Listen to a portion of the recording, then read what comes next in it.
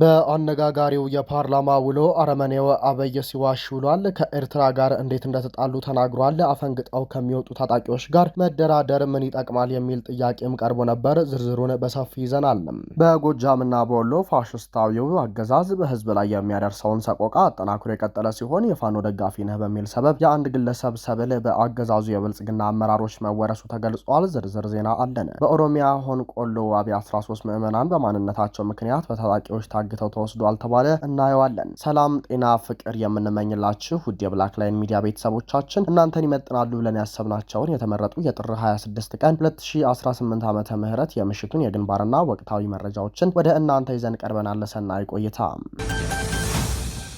በውሸትና በማደናገር ወንበሩን ለማጽናት የሚኳትነው አረመኔው አብይ አህመድ ዛሬም በአደባባይ በፓርላማ ሲዋሽ ውሏል። ዓለምና የኢትዮጵያ ሕዝብ የሚያውቀውን እውነት በመሸምጠጥ የተለመደውን ቅጥፈት ሲያሰማ ውሏል። በተለይም ስለ ኤርትራ ያወራው ብዙዎቹን ደጋፊዎቹን ያሳቀቀ ነው። በተለያዩ ዓመታት የዋሻቸውን ውሸቶች ብናነሳ በ2013 ዓመተ ምህረት በፓርላማ የተናገረው መከላከያ በቂ ጉልበት አለው፣ የኤርትራ እርዳታ አያስፈልገውም ብሎ ሲያበቃ ከወያኔ ጋር በነበረው ጦርነት ሊያልቅለት የነበረው አብይ ከጦርነቱ በኋላ 2014 ዓመተ ምህረት በፓርላማ ላይ የኤርትራ መንግስትና የኤርትራ ህዝብ ከልብ እናመሰግናለን፣ እነሱ ባይኖሩ ጦርነቱ ምን እንደሚሆን ግልጽ ነው ሲልም ተናግሮ ነበር። ቀጥሎም ዘንድሮ ጥር 2018 ላይ ከኤርትራ ጋር የተጣላ ነው ትግራይን ስላፈረሱ ነው የሚል አዲስ ቅኝትና ትርክት አሰምቷል። ህዝቡን ሾርት ሚሞሪ ነው ያለው በሚለው ንግግሩ የሚታወቀው አብይ ህዝብን ለማታለል ዛሬም ቅጥፈቱን ቀጥሎበታል። የጠቅላይ ሚኒስትሩ ቅጥፈት ማብቂያ ባይኖረውም በመዋሸት በጦር ወንጀልና በአገር ክህደት ወንጀል ከመጠየቅ ማምለጥ እንደማይችል የገባው አይመስለኝም። የኤርትራ ጦር የአገሪቱን ድንበር አቋርጦ ሰፊ የትግራይን ክልል አካሎ እንዲገባ የፈቀደው እሱ መሆኑን ዓለም የመዘገበው የራስን አገር በጎረቤት ኃይል የማስወረር ታሪክ ነው። በወቅቱ ዓለም አቀፍ ማህበረሰብ የኤርትራን ጦር አስወጣ ሲለው በመጀመሪያ የኤርትራ ጦር አልገባም ብሎ በአደባባይ ክዷል። ቆይቶም ጫናው ሲበረታ እንዲወጡ እየተነጋገርን ነው ብሎ ነበር። ጠቅላዩ ያሰማራው ጦር ከኤርትራ ጦር ጋር ተቀናጅቶ ይዋጋ እንደነበር ራሱን ጨምሮ ሹሞቹ በኩራት ይናገሩ ነበር። ሰውየው ዛሬ በፓርላማ ሲናገር የኤርትራ ጦር ትግራይን ወሯል፣ ንብረት ዘርፏል እያለ ቢናገርም የኤርትራ ጦር ትግራይ ገብቶ የፈጸመው ወረራ፣ ዝርፊያ፣ በሺዎች የሚቆጠሩ ሴቶችንና ህጻናትን መድፈርና በጠቅላላ ለፈጸመው የጦር ወንጀልና ዘር ላይ ያተኮረ ጥቃት በግንባር ቀደምነት ተጠያቂው ራሱ ጠቅላዩ ነው። ሌላው አብይ የትግራይ ህዝብ በሻቢያ ሰራዊት ሲገደል ሲዘረፍ ነው ከኤርትራ ጋር የተጣላሁት ቢልም አንድም ነገር እንዳይገባ ትግራይን በከበባ ጠፍንጎ የእርዳታ እህል እንዳይገባ ዘግቶ መሰረታዊ አገልግሎት ባንክ፣ መብራት፣ ኔትወርክ አቋርጦ ህዝቡን በረሃብ አገር ጥቶ ትግራይን ከዓለም ነጥሎ በየዕለቱ በድሮንና በጀት ትግራይን እየደበደበ እንደነበር አይዘነጋም። ጦርነቱ ከቆመ በኋላ ከ2 ዓመታት በላይ የትግራይ ምድር በከበባ ውስጥ የግፍ መዓት ሲወርድበት ነበር። ለትግራይ ህዝብ ብሎ ከሻቢያ ጋር ተጣላሁ የሚለው አብይ የዚህ ግፍና በደል ፊት አውራሪ ነበር። በህወሓት ስም ሙሉ የትግራይን ህዝብ ሲቀጣና ሲገድል ነበር። እርዳታ ለማስገባት እና መሰረታዊ አገልግሎት ለመጀመር እንኳን እንደ መደራደሪያ ነጥብ አቅርቦ የፖለቲካ አጀንዳም ሲፈጽም ነበር። ዛሬ ለትግራይ ህዝብ ብዬ ከሻቢያ ጋር ተጣላሁ እያለ ነው። ትግራዋይ የነበረ የመንግስት ሰራተኛ በሙሉ ከስራ የቀነሰ በአደባባይ ሲያስደበድብ ተጋሩ የሆነውን ሁሉ ሰብስቦ በመጋዘን አጉሮ ያሰረ፣ አስሮ ያስራበ፣ ሀብትና ንብረት ያወረሰ የተጋሩን የኢትዮጵያዊነት ዜግነት የነጠቀ ነው። የአብይ ተላላኪ ከሆኑት ውጪ ተራውን ሰው እንኳን ያልተማረ እንዲያሳድዱ ያደረገ በሻቢያ ደህንነቶች ያዘረፈ መሆኑ ግልጽ ነው። ሌላው በፓርላማ በተነሳው የዋጋ ንረት በተለይም ስለ ኮንስትራክሽን በተመለከተ በተጠየቀው ጥያቄ ሲሚንቶ የተወደደው የግንባታ ስራ ስለተወደደ ነው የሚል ምክንያት አልባ ምላሽ ሰጥቷል። ከኮንስትራክሽን ውጪ አጠቃላይ ሸቀጥ ላይ ባለው የዋጋ ግሽበት ምክንያት እንደ ሀገር ህዝብ ለመኖር ተቸግሮ ያለበት ሁኔታ ያለ ሲሆን ራሱ ጠቅላዩ በቀጥታ በሚመራው ጦርነት ምክንያት አጠቃላይ የሀገሪቱ ገቢ ወደ ጦር መሳሪያ መግዣ ስለዞረ ነው። ሌላው ዛሬ የህዝብ ተወካዮች ምክር ቤት እያካሄደ ባለው መደበኛ ስብሰባው ጥያቄ ካቀረቡ አካላት መካከል የአማራ ብሔራዊ ንቅናቄ አብን የፓርላማ ተመራጭ የሆኑት ዶክተር አበባው ደሳለው ይገኙበታል። ዶክተር አበባው በጥያቄያቸው ውስጥ ካነሷቸው ጉዳዮች አንዱ በኢትዮጵያ የተለያዩ አካባቢዎች ያለው የሰላም እጦትን በተመለከተ ሲሆን ይህንን የሰላም እጦት ለመቅረፍ በተደጋጋሚ ጊዜ የታጠቁ ኃይሎች መካከል እውነተኛ ድርድር እንዲደረግ፣ የፖለቲካና የህሊና እስረኞች እንዲፈቱ፣ የንጹሃን ጥቃት እንዲቆም ላለፉት 3 ዓመታት ወትውተናል።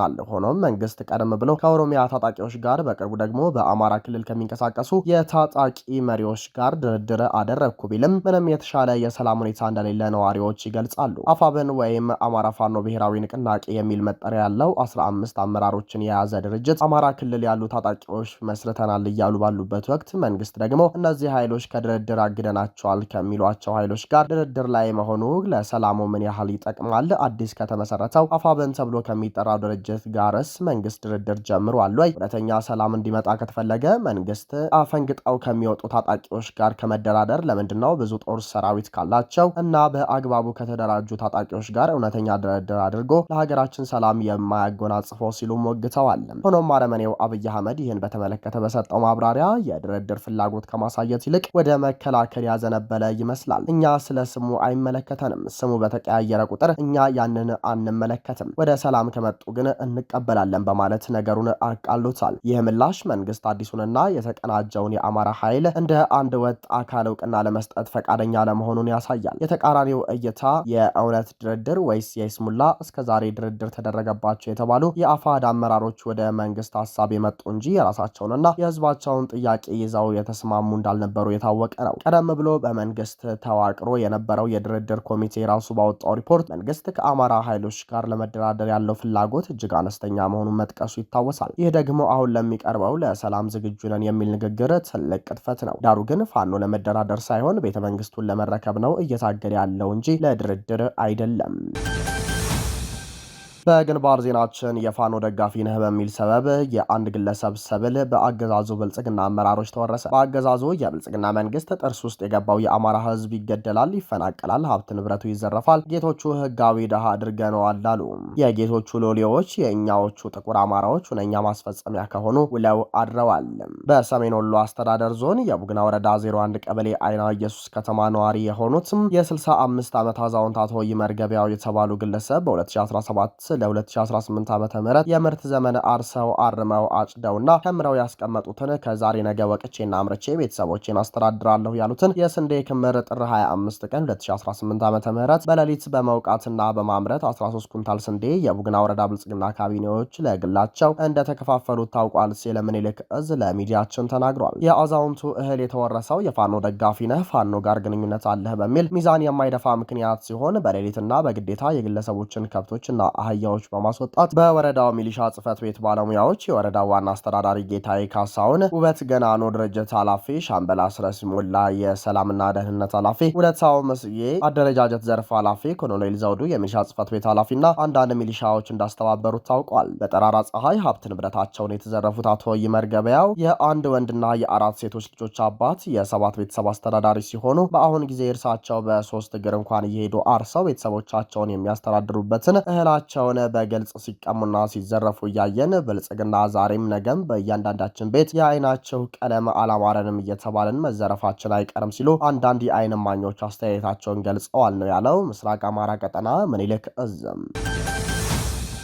ይህ በእንዲህ እንዳለ ፋሽስታዊ አገዛዝ በህዝብ ላይ የሚያደርሰውን ሰቆቃ አጠናክሮ ቀጥሏል ተባለ። በቴዎድሮስ ቀጠና ወደ ሜጫ ወረዳ በወረራ የገባው የሰይጣኑ አብይ አህመድ ወራሪ ፋሽስታዊ ቡድን በሜጫ ህዝብ ላይ መጠነ ሰፊ ግፍና መከራ እየፈጸመ ነው። ህዝብን ሆን ብሎ በኢኮኖሚ የመምታትና ለማህበራዊ ቀውስ ለመዳረግ መንገድ እየዘጋ ይገኛል። ከሜጫ ወረዳ ዋና ከተማ መርሃዊ ወደ ገጠር ከተሞች ወይም የሳተላይት ከተሞች የሚያስገባና የሚያስወጡ መንገዶችን ከዘጋ ከአንድ ወርና ከዛ በላይ ሆኗቸዋል። ከመራዊ አማሬት፣ ከመራዊ ቆለላ፣ ከመራዊ ስማድበራና ሪም ያሉ መንገዶችን በመዝጋት ህዝቡን ለከፍተኛ እንግልት እየዳረገ ነው። በተለይ ከአማሬት መራዊና ከአማሬት ስማድበራ ቆለላ ያለውን መንገድ ሙሉ ለሙሉ ከዘጋው ወር ሆኖታል። ከታህሳስ 27 ቀን 2018 ዓመተ ምህረት ጀምሮ እስከ ዛሬ ጥር 26 ቀን 2018 ዓመተ ምህረት ድረስ ዝግ ነው ሲሉ የቀጠናው የፋኖ ኃይሎች ገልጸዋል። ወቅቱ መኸር ሰብል ተሸክፎ ወደ ገበያ የሚቀርብበት ወቅት መሆኑን ጠላት አጥንቶ ህዝባችንን ለከፋ ድህነትና ጉስቁልና እንዲዳረግ እያደረገ ነው። በተለይ ይህ ነውረኛ ስርዓት የሚፈጽሙት የኦህዴድ ኦሮሞማ ተላላኪ የሆኑት የሜጫ 2 እግር አሳማ፣ የብአዴን 2 እግር አሳሞች ናቸው። የዚህ አካባቢ ህዝብ ብልጽግናን አይደግፍም በማለት ሆን ብሎ ለመበቀል መንገድ እየዘጋ ነው። ይህንን በዋናነት የሚፈጽሙትና የሚያስፈጽሙት መርአዊ ከተማ ላይ ያሉ የብአዴን ምስለኔዎች የሆኑ የወረዳውና የከተማ አስተዳደር ሹመኞች ናቸው። እናም ህዝባችን ሆይ ተንቀሳቅሶ የመኖርና በህይወት የመኖር ሰብአዊ የህልውና መብትን ለማስከበር ይህንን ነውረኛ ሰይጣናዊ ስርዓት እየተዋጉ ካሉ ጀግና ልጆችህ ጎን በመሰለፍም ይህን ነውረኛ ቡድን እንድትታገሉ የሚል ጥሪም ቀርቧል። በልመናና በልምምጥ የሚከበር የህልውና መብት የለም። ማንኛውም መብት ሊከበር የሚችለው በክንድ ብቻ ነው ሲሉ ጨምረው ገልጸዋል። በኦሮሚያ ሆንቆሎ ዋቢ 13 ምዕመናን በማንነታቸው ምክንያት በታጣቂዎች ታግተው ተወስደዋል። ከዚህ በፊት ያገቷቸውን 15 ምዕመናን ይግደሏቸው ያኑሯቸው አልታወቀም ሲል የዞኑ ሀገረ ስብከት ተናገረ። በተደጋጋሚ ግድያና ዘርፊያ የተፈጸመበት ሲነገርለት በነበረው ኦሮሚያ ክልል ምስራቅ አርሲ ዞን ሆንቆሎ ዋቢ ወረዳ ምዕመናን መታገታቸውን ነዋሪዎችና የዞኑ ሀገረ ስብከት ተናግረዋል። በኢትዮጵያ ኦርቶዶክስ ተዋሕዶ ቤተክርስቲያን የአርሲ ዞን ሀገረ ስብከት አመራር ስማቸው እንዳይገለጽ ጠይቀው በሰጡት ቃል 13 ሰዎች በታጣቂዎች ታግተው ተወስደዋል ሲሉ ተናግረዋል። በሆንቆሎ ዋቢ 13 ምዕመናን ታግተው ወስደዋል፣ ሊግደሏቸው ያኑሯቸው አልታወቀም ያሉት አመራሩ እገታው የተፈጸመው ሌሊቱን ቅዳሜ ለእሁድ አጥቢያ መሆኑን ጨምሮ ገልጸዋል። ታጣቂዎቹ እገታ የፈጸሙበት አካባቢ ልዩ ስሙ ሊሙ ለመን እንደሚል የታጋቾች ምዕመን አጥቢያ ደግሞ የደንዳው ቅዱስ እግዚአብሔር አብ ቤተ ክርስቲያን መሆኑን አክለው ተናግረዋል። የሀገረ ስብከቱ አካል ከታጋቾች መካከል አንድ ሕፃን እንደሚገኝበት ያስረዱም ሲሆን ጉዳዩን በቅርበት የሚያውቁ ሌላኛው የአካባቢ ነዋሪ ደግሞ ከዚህ ቀደምም በወረዳው በቀቅሳ በተባለ ቦታ ከ15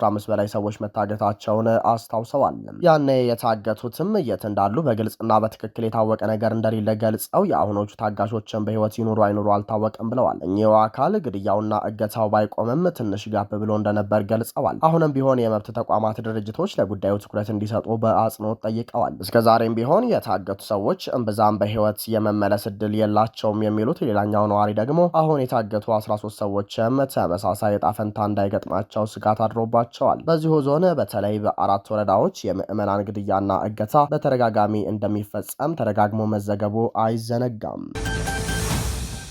ትናንት በከባዱ የመታን እንቅፋት ዛሬም ዳግም እንዳይመታን ጥንቃቄ ይሻል ሲል በወቅታዊ ጉዳይ ላይ እናት ፓርቲ መግለጫ ሰጥቷል። እናት ፓርቲ ሰሞኑን ስላንጃበበው የብልጽግና አዲስ ጦርነት ጉዳይ መግለጫ ሰጥቷል። አገራችን ኢትዮጵያ ባለፉት 8 ዓመታት በነበሩ ግጭቶች ሳቢያ የጠፋው የሰው ሕይወት፣ የወደመው ንብረትና የተናጋው ማህበራዊ ትስስር ገና ሳይጠገን አሁን ደግሞ በፌዴራል መንግስቱና በህወሓት መካከል ዳግም ጦርነት እያንዣበበ መሆኑን ፓርቲያችን በእጅጉ ያሳስበዋል ብሏል። ፓርቲው አክሎም የ2013 ሚሊዮኖችን ነፍስ ያጠፋው የአካል ጉዳት የዳረገው ከቀያቸው ያፈናቀለውና በቢሊዮኖች የሚገመት ንብረት ያወደመው ደም አፋሳሽ ጦርነት የፕሪቶሪያው የሰላም ስምምነት ቢቋጭም አሁን ዳግም በእንቅፋቱ ሊመታን እየተንደረደረለት የሚመስለው የጦርነት ነጋሪት ጉሰማዎች፣ ከባቢያዊ ችግሮችና የኃይል አስተላለፎች ሲታዩ አገሪቱን ወደማታውቀውና ይበልጥ ወደ ከፋ አዘቅት ውስጥ የሚከቱ አቅም ያላቸው አደጋዎች እንደሆኑ መገመት አያዳግትም ነው ያለው። ፓርቲው መፍትሄ ብሎ ሀሳቡን ያስቀመጠ ሲሆን ሁለቱም ኃይሎች የፖለቲካ ልዩነቶችን በጠመንጃ ለመፍታት መሞከር የአገርን ሕልውና አደጋ ላይ የሚጥል መሆኑን ተረድተው ከማናቸውም አባባሽ ምክንያቶችና የኃይል እርምጃ እንዲቆጠቡ የህዝባችንን ሰላምና ደህንነት ለማረጋገጥ ሲባል ሁለቱም ኃይሎች ወደ ንግግርና ድርድር እንዲመጡ ዓለም አቀፉ ማህበረሰብም ችግሩ ከመባባሱ በፊት ተገቢውን ጫና እንዲያደርጉና ለዘላቂ ሰላም የሚደረገውን ጥረት እንዲደግፉ ህዝባችን በአጠቃላይ በተለይ ደግሞ ወጣቱ ባገኘው አጋጣሚ ሁሉ ጦርነት በቃኝ እንዲል ጥሪያችንን እናቀርባለን ሲል ነው የገለጸው እናት ፓርቲ። ክቡራንና ክቡራት አድማጭ ተመልካቾቻችን ለሰዓቱ የነበረን የዜናና የመረጃ ስርጭታችን ይህንን ይመስላል። ጤና ይስጥልን።